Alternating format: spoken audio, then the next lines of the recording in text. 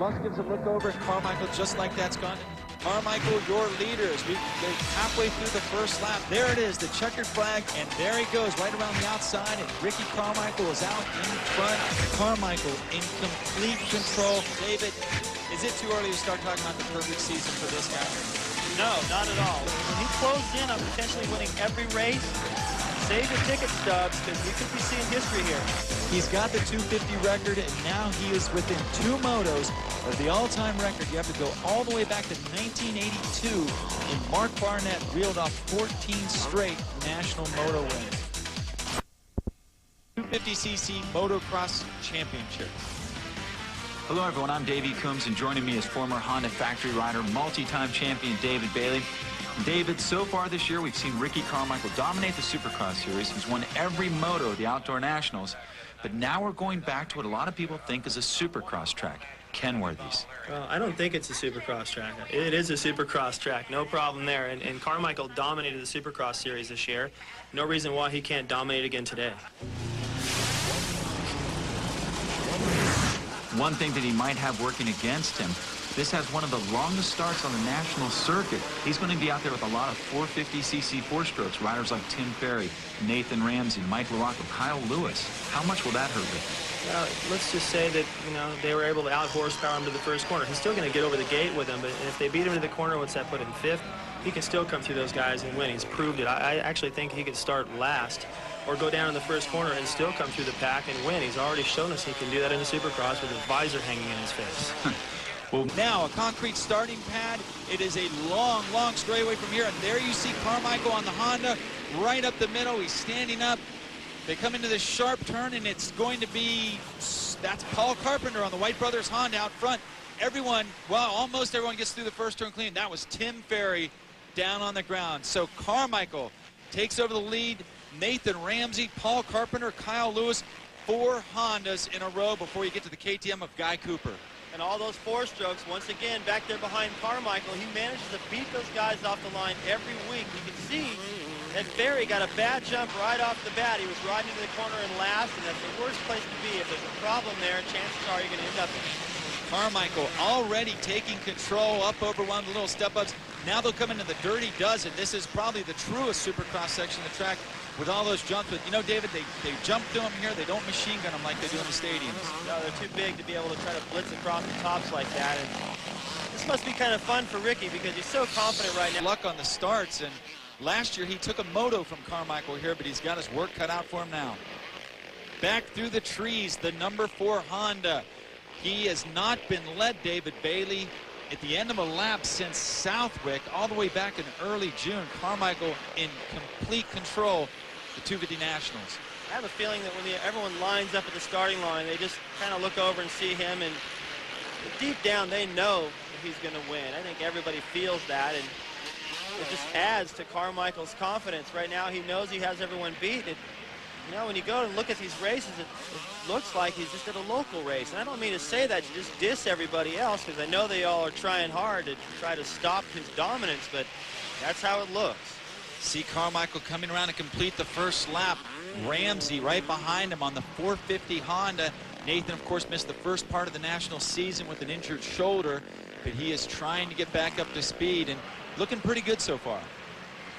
He is. He's already starting to lose sight of his teammate Carmichael. Look how hard he is on the gas right there. All the way down that straightaway, running over all the mechanics' toes, trying to find a good smooth line down the straightaway, and then just everything he does is flawless. He applies that Helicam, and Carmichael already disappearing into the distance. And he's probably bummed out today that it's not as hot as it's been here in the past, because Ricky, he trains for this. He loves the heat and humidity. Of course, he's using it. And now he's right on his rear tire. This is the front of the pack. Carmichael, an astonishing 36.5 seconds. By everybody on a fairly tough track to pass on. He's got a lot of practice coming through the pack, and he's able to use that experience this entire moto on Mike. Well, clear highway for Carmichael out front, but check out what happened earlier. This got a little sketchy. Coming out of the Twin Peaks, Brad Hagseth kind of squares the corner, doesn't realize Ricky's coming in that close. Ricky didn't mean to do that. He looked over at him like, sorry about that. I don't think there's any harm there. Just a little fender bender there. Carmichael gets the elbow up, but when you're 40 seconds out front, you can afford to introduce yourself to some lappers. So Carmichael is just a couple corners away. You see him laughing Steve Lamson on the Husqvarna. This will give Ricky Carmichael 13 straight moto wins. He gets ready to cross the finish line. He is now one moto away from Mark Barnett's all-time record of 14 AMA National Moto wins in a row. We'll be right back to talk to our winner, Johnson. Now the cart is sideways. They are off the long straightaway. Here they come right up toward the camera, right up the middle. Once again, it's Guy Cooper on the big KTM Cooper Pavoni, and there goes Carmichael. He makes a break to the inside, and he is out front, and that is trouble for everyone, David. Well, he's got the powerful four-stroke and Cooper in there, and he can be a problem for a lap or two. And Ron Cotta, last time we saw Ron Cotta near Carmichael was at Hangtown. I remember how that turned out. It turned out badly for Ron Cotta. Cooper, 40 years old, once again doing it again on the KTM 540. Ron Cotta is third, then comes Pavoni. Saw Kyle Lewis coming up on the inside, and you have to go a ways back to find the factory riders, Tortelli and Barry and Ezra Lusk. So Carmichael through the Dirty Dozen, once again asserting himself early. David, this guy hasn't been led in a long, long time. Let's take a look at the start again from the Dunlop Heli King. You see Carmichael just jump right out of the middle, and even that 540 doesn't really out horsepower him to the corner. So Davey, I mean, with him getting starts like that against these big bikes, it may be a long, long time still before anyone leads Carmichael, because he doesn't have any weaknesses. As soon as he gets into the corner, he's like, okay, well, I'll let you have the whole shot, but I'll take the lead right from here. And from what we've seen so far in this series, who's going to get it back from him?